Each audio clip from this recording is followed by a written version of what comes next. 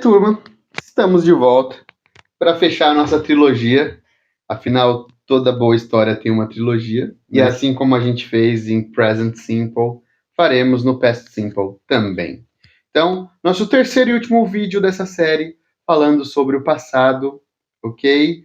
E agora vamos encerrar falando sobre o verbo to be no passado. Muito parecido com o verbo to be no presente. A gente ainda está falando sobre ser e estar, só que agora, gente, é sobre ser e estar no passado. O que eu era ou como eu estava, ok? Então, vamos falar de verbo to be no passado. Porque a gente não tem mais aquele problema do I, correto? Porque o I, o eu em inglês, ele é meio que o lobo solitário, né? Ora ele flexiona com o pessoal do singular, ora ele flexiona com o pessoal do plural, ora ele não flexiona com nenhum, que é o caso que é o caso do present simple, que ele flexiona sozinho. I am. Não é nem com is, não é nem com are, não é nem com singulares, nem com plural. Ele tem uma flexão própria. Já quando a gente fala de passado, ele não tem uma flexão própria, ele vai junto com os singulares. Teacher, você está falando singular e plural, mas na verdade não é bem assim, né? Porque o you são dois, né? Plural, singular. Não estou entendendo muito bem porque está se expressando assim.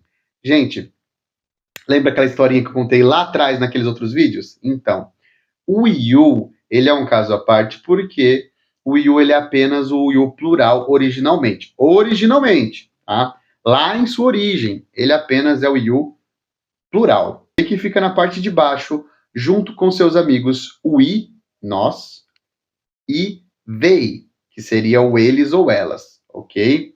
É lá que ele fica, junto com os plurais. Porém, como no inglês não existia, já contei essa história para vocês, sei que eu estou sendo repetitivo, mas é que é importante frisar. Então, não existia uma forma de falar na segunda pessoa do singular no inglês. Então, o inglês fez o uso do plural, you, para se referir também ao singular, you, novamente, só que agora com um sentido singular, ok? Mas vamos colocar na nossa cabeça que não tem esse you para a gente poder dividir tudo como plural e singular. Fica mais fácil na hora de fazer, tá? Teacher, mas e se eu quiser muito falar no plural, e agora? Como que a pessoa vai perceber que é you de plural ou you de singular?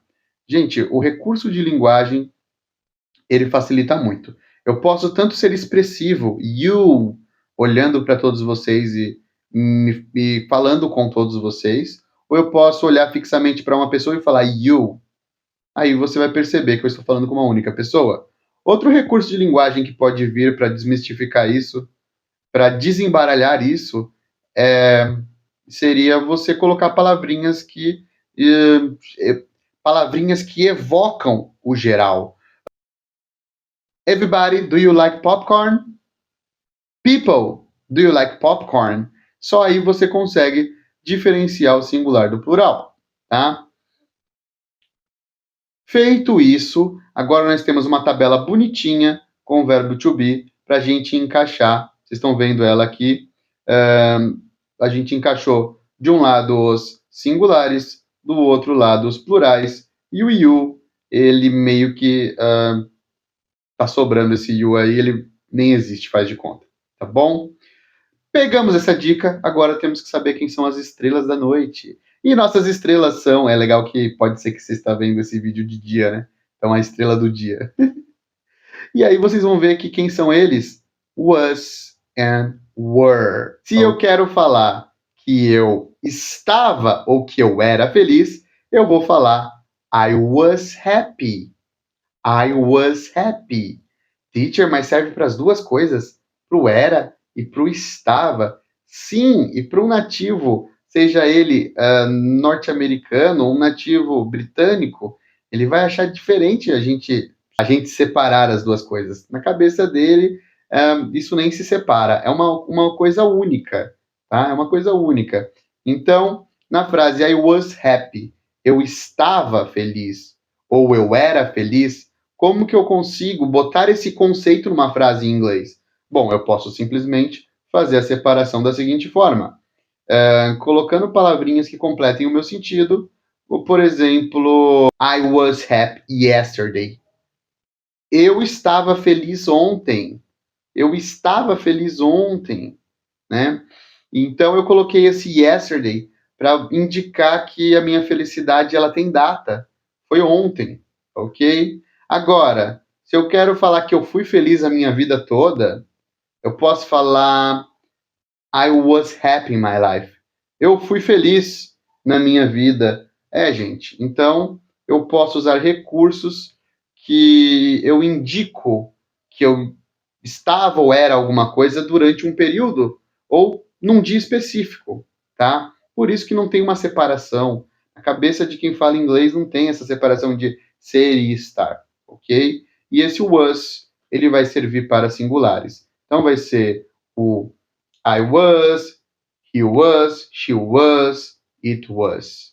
Agora, para o plural, para eu falar que vocês estavam ou eram felizes, eles ou elas eram ou estavam, né? Ou nós estávamos ou éramos felizes, aí eu vou usar o were. Como que ficaria então? You were happy. You were happy.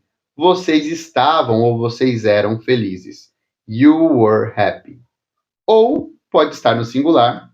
Lembra que eu falei que esse you, apesar de sempre ter aparência de plural, ele também serve para o singular. Vocês já sabem disso, né? Teacher, mas e aí? E quando eu quero falar na negativa, como é que eu faço? Simples. Negativa é só colocar o not. Já ensinei vocês nas outras 352 aulas que a gente fez, né? Então a frase ficou I was not happy. I was not happy. Eu não estava ou eu não era feliz. Ok? Tem macete para falar mais rápido? Tem. Nossa contract form. A forma contraída. Wasn't. Wasn't. Wasn't. Ok? I wasn't happy. I wasn't happy. Eu não estava feliz. I wasn't happy. Ok. E no plural, como é que ficaria então? You were not happy. You were not happy. Ou you weren't happy. You weren't happy. Ou seja, vocês não estavam ou não eram felizes. Ok? Bom, isso para fazer o quê? Uma negativa.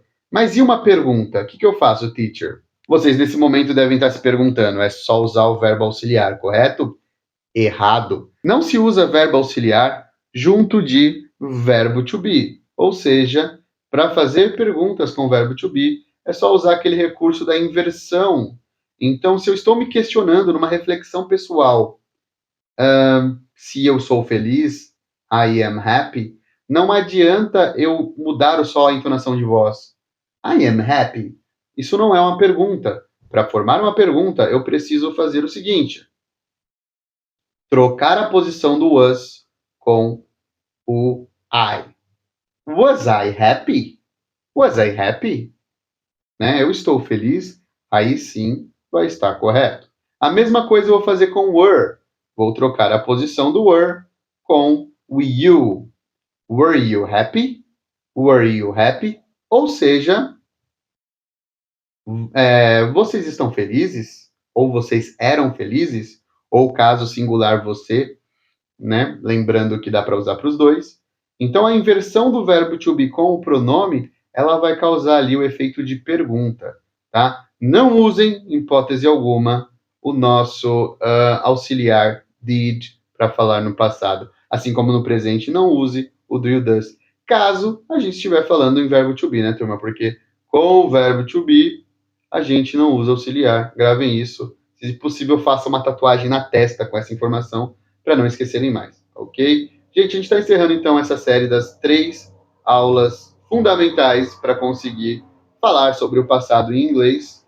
Encerramos com esse vídeo aqui. Temos já a nossa trilogia do Past Simple. nossa trilogia do Present Simple, ok?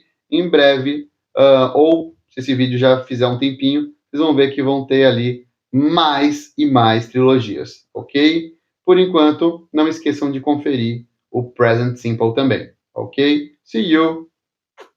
Bye bye! Volto em breve.